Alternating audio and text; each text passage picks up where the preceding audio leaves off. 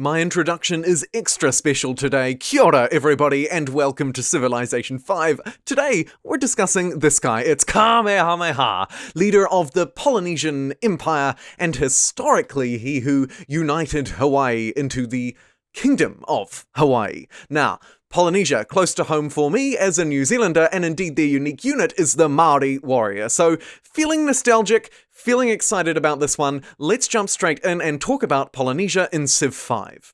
So, Polynesia has a coastal start bias, a very strong one at that.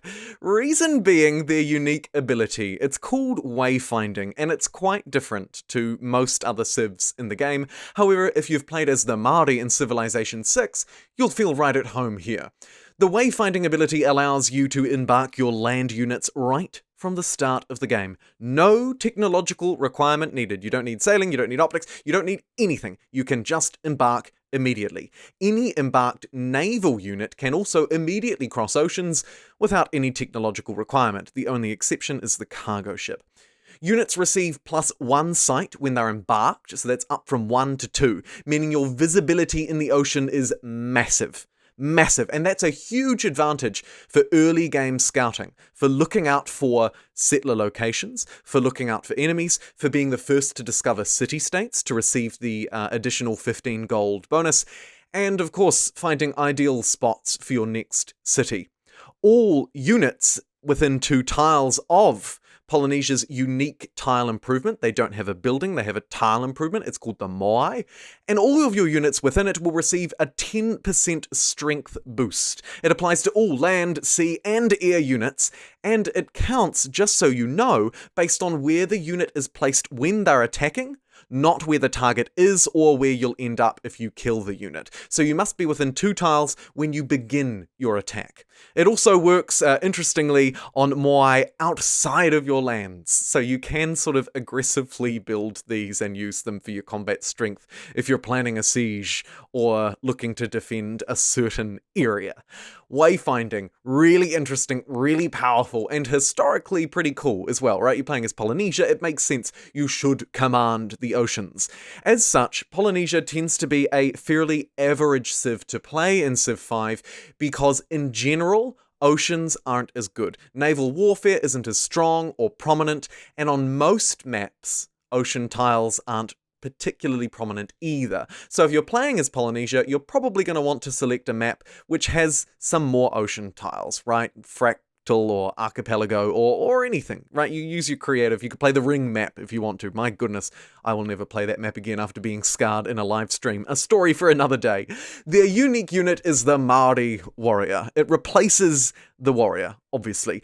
And the really outstanding thing here is that, and you'll notice this throughout the entire video, Polynesia get their abilities and their uniques very early. Maori Warrior, in fact, you can build it from turn 1. It is available from the very start of the game. It doesn't become obsolete until the medieval era with metal casting, where it can upgrade into the swordsman.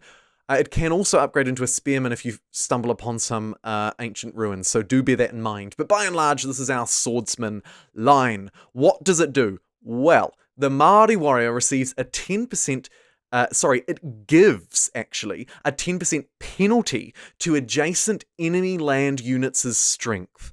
This promotion's called the Haka War Dance. Essentially, the idea is you're an intimidating Maori warrior, striking fear into your opponent, and that's reducing their combat strength by 10%.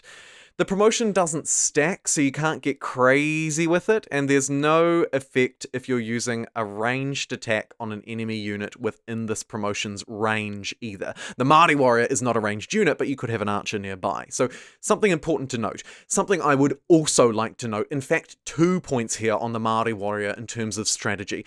Firstly, it's almost just as cheap or as expensive as a scout, and because you receive the additional movement and sight in oceans, the Maori Warrior is almost always going to be a better pick for you than the Scout. Now, I built a Scout in this gameplay. You might still want one, you might not, but by and large, the Maori Warrior is going to be a really good scouting unit. Second point, it's also very strong because of the penalty that it gives off. This makes it quite useful for you in your early game scouting as you're sort of commanding the oceans and finding different areas you might want to settle in fighting barbarians, right? A 10% penalty applies to barbarians as well, which is really helpful, I think, and something that we don't tend to think about when we're playing as Polynesia.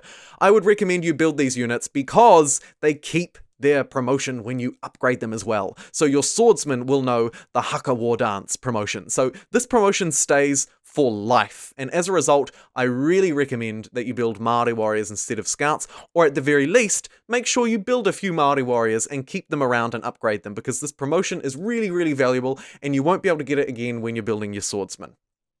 Now, on to the moai. This is their unique tile improvement, which is a little bit more unusual in Civilization 5 than in Civ 6. A lot of civs in this game have buildings, not tile improvements. The moai is unlocked in the classical era with construction, so it's fairly early. You'll get your catapults and then you'll go through and get construction. And it's then enhanced much later in the game in the modern era. But let's talk about what it is and where you can build it. So you can build it on coastal land tiles, strictly within your own territory. The moai tile improvement provides +1 culture. Flat +1 culture. When it's enhanced, once you unlock flight, it also provides +1 gold, making its ultimate final yield +1 culture and +1 gold. However, the culture stacks with adjacent moai. So, if there are 2 moai tile improvements on 2 tiles that are adjacent to each other, they'll both earn +2 culture, okay? So there's actually an adjacency bonus effect that Civ 6 players will know very well. What that means is your land formations become really interesting. Have a look at this. So this was me at the end of this recording session building some moai, and you can see that once I build the first one, it's only 1 culture. I build the second one, it's 2. But because of the way the land is structured, I actually have a triangle of coastal tiles. And so when I build the third one, they'll all provide +3 culture. Things get a bit crazy. The strategy here, of course, is that later in the game, once you get hotels, airports, the National Visitor Center, these will add tourism based off the culture you produce. Hotels and airports generating 50% of your culture into tourism, the National Visitor Center 100%. So you can build up some really impressive, powerful cultural tiles that might otherwise be useless tiles, not just to you, but to other civs as well. So unlike, say, Peter, who really loves the tundra, you're not quite as flexible as that, but you do have a way to add value to tiles that would otherwise be quite useless.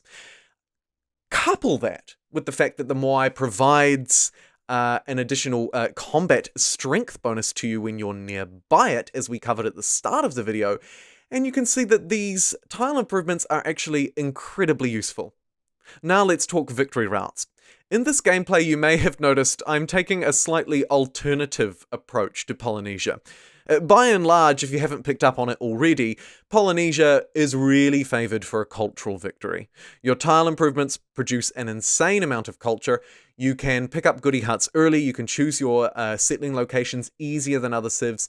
You'll be able to build up a nice cultural gameplay here, fueled also by additional money and economic prowess. Now, Polynesia isn't necessarily an economic civ, but because your tile improvements will produce gold once they're enhanced with flight, and you find city-states first, so you tend to also pick up a lot of extra gold in the early game, you can potentially shift from a cultural to a diplomatic victory, or at the very least pull some city-states on side, the ones whose bonuses you really want.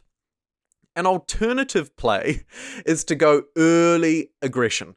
The Maori Warrior is a strong, unique unit. You unlock it earlier than any other, either first equal or just flat out earlier than any other because you have it from turn 1.